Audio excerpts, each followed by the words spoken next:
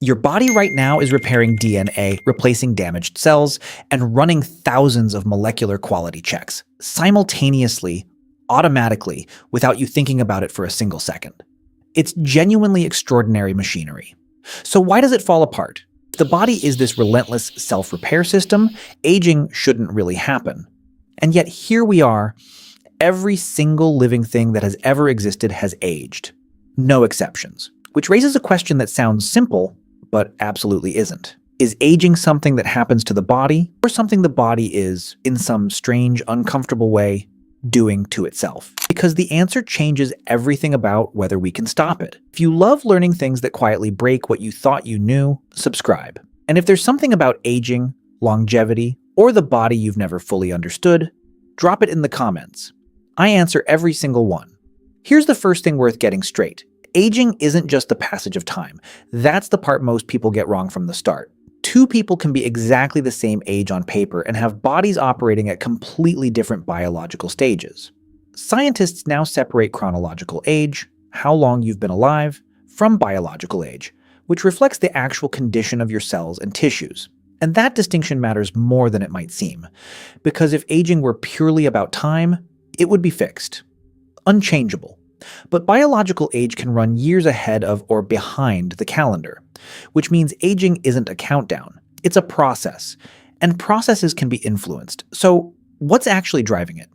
In 2013, a landmark paper published in the journal Cell mapped out 9 core biological mechanisms. They called them the hallmarks of aging. Think of them as 9 different ways the body slowly loses its ability to maintain itself.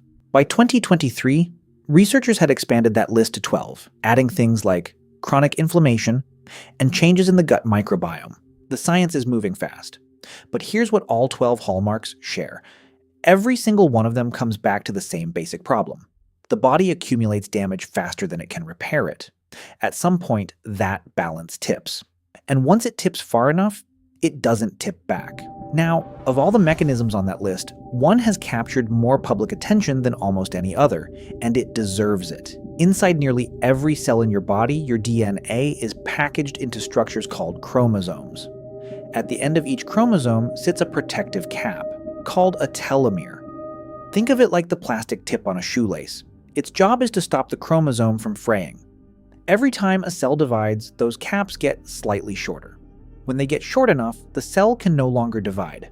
It either dies, or it enters a strange, damaging limbo state. Either way, the body's ability to renew itself slows down. Nobel Prize-winning biologist Elizabeth Blackburn, who co-discovered the enzyme that rebuilds telomeres back in 1984, showed something that genuinely stopped researchers in their tracks.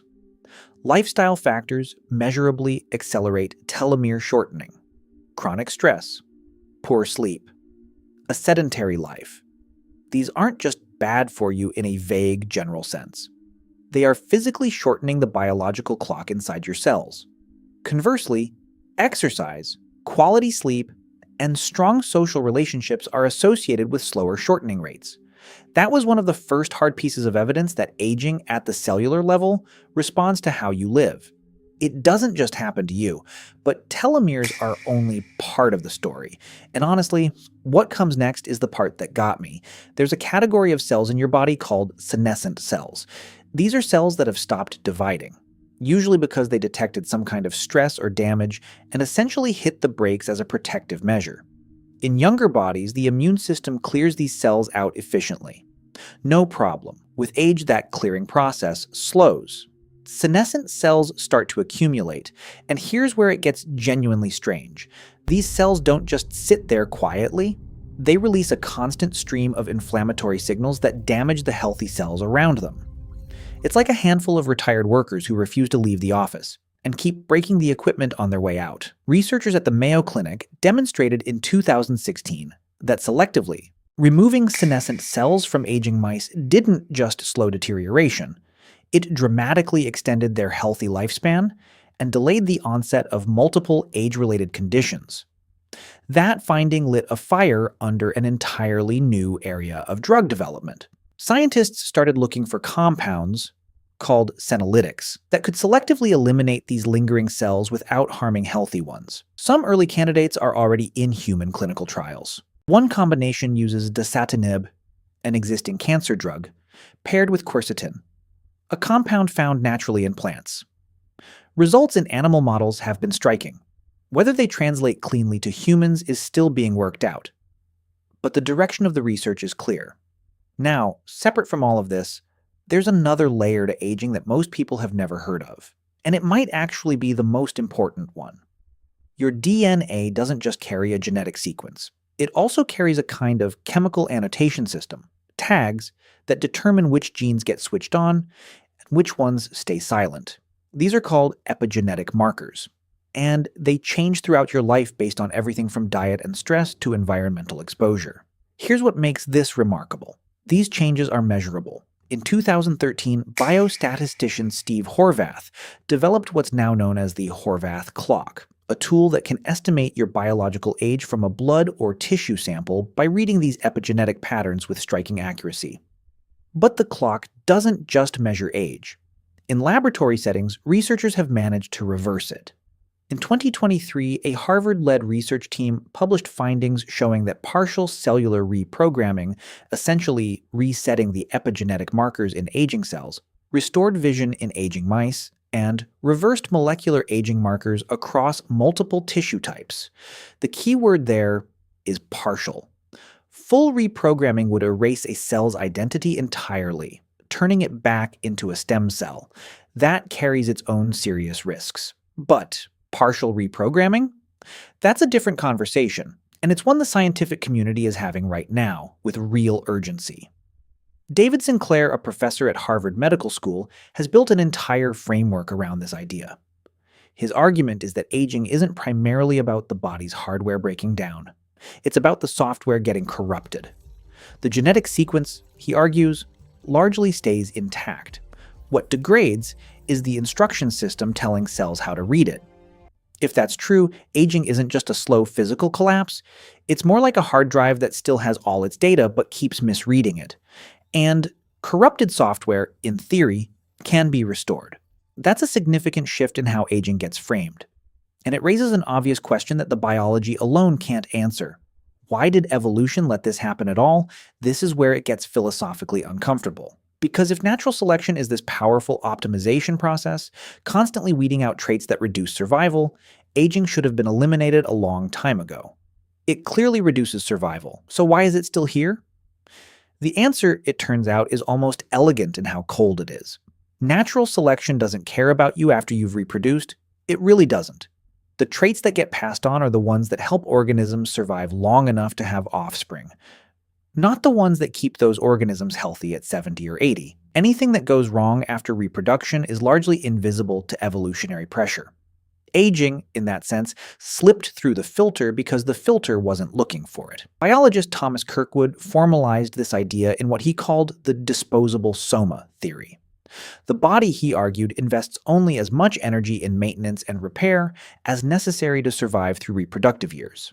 Beyond that point, continued investment is evolutionarily wasteful, so the body was never designed for longevity.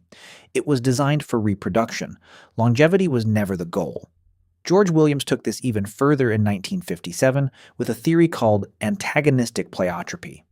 Some genes, he argued, actively benefit organisms early in life, boosting growth, immunity, fertility, while causing damage later. Natural selection would favor these genes despite their long-term costs, because the early benefits outweigh the late penalties in evolutionary terms.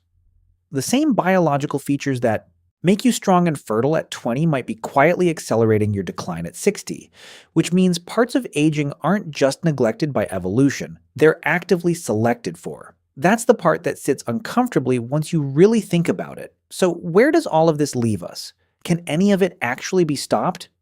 This is where the science gets serious, and seriously contested. Several prominent researchers now argue that aging should be classified as a disease. Not a natural process, not an inevitability, a disease. The implication being that if it's a disease, it can be treated. That position remains controversial, but it's gaining ground in ways it simply wasn't a decade ago. Billions of dollars are now moving into this space. Altos Labs, a biotech company backed by over $3 billion in private funding, is pursuing cellular rejuvenation as its core mission. Researchers who were previously working in academic settings with limited budgets are suddenly operating with resources that would have been unimaginable a few years ago. The pace of investigation has shifted noticeably. Meanwhile, a drug called rapamycin, originally developed as an immunosuppressant, has shown consistent lifespan extending effects across multiple species by targeting a cellular pathway called mTOR, which regulates growth and metabolism and plays a direct role in the aging process. Its use in healthy humans for anti-aging purposes is still experimental, but the interest among researchers is no longer fringe.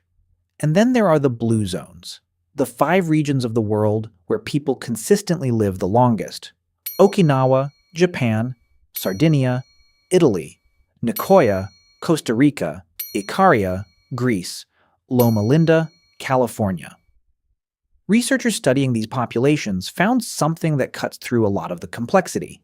Despite being separated by thousands of miles and entirely different cultures, these communities share the same handful of patterns: plant-heavy diets, regular low-intensity movement, deep social connection, a clear sense of purpose, minimal chronic stress, no experimental drug, no reprogramming therapy, just a consistent set of conditions that appear to keep the body's damage repair balance from tipping too early.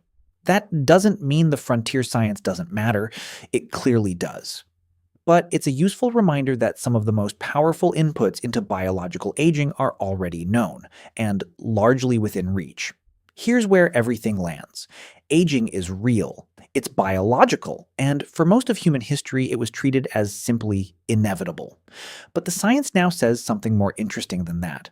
It's a process driven by specific, identifiable mechanisms. Some of those mechanisms respond to how we live. Some may respond to therapies that are years, not decades, away. And the upper boundary of human lifespan, whether a hard ceiling even exists, remains genuinely, fascinatingly open. The body was built to last long enough to reproduce. What happens after that is, increasingly, a question we get to help answer. If this is the kind of thing that makes you look at your own biology differently, subscribe. There's a lot more where this came from. And if something here sparked a question you want to dig into, leave it in the comments. I'll be there.